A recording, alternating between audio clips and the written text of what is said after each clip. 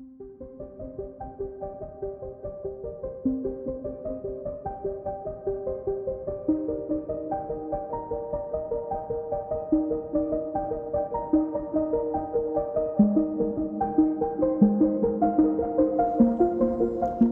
brothers and sisters in Christ, today's gospel account presents a story of two different parties who are oblivious to the great generosity, the work of God.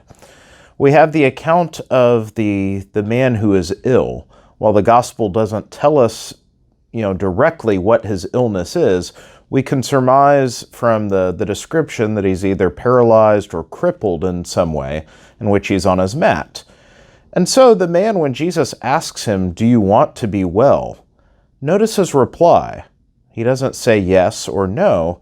He answers under his own expectation and power. He says, "I can't take myself down to the water." It's in reference to the waters of the pool that were located there that were thought to have curative or healing powers, that when the water would be stirred up, whoever got to the water first would be healed of their affliction. He's saying to Jesus, "I have no ability to get down to the water when it's stirred up." So in response to the simple question of Jesus, "Do you want to be well? Do you want to be healed?" the man doesn't respond to the real question. He tells Jesus why he can't be healed. But God doesn't ask that. Jesus says, "Do you want to be well?"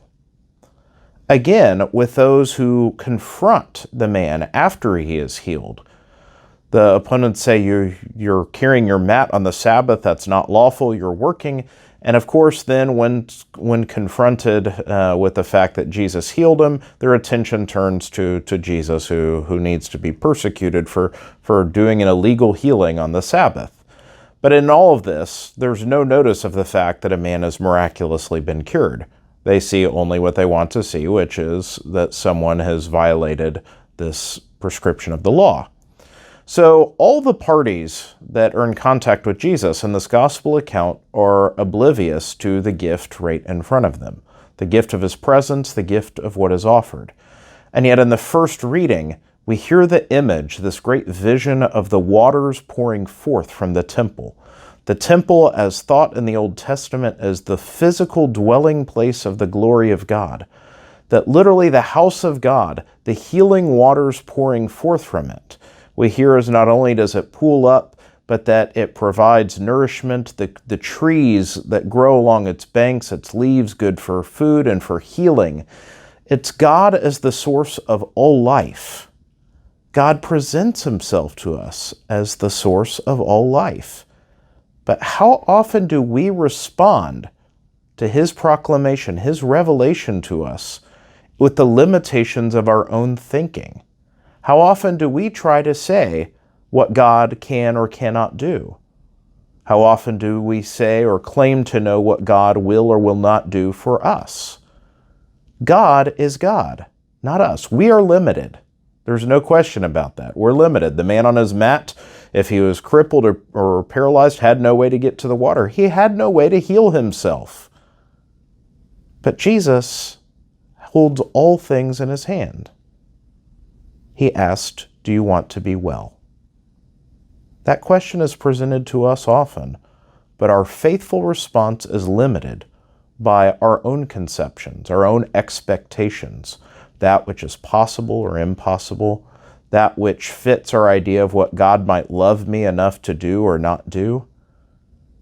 During this season of Lent, my brothers and sisters, may we learn to see the fallacy of this line of thinking, this line of questioning, and instead stop talking and listen to the presence of the Lord who has called us back to him.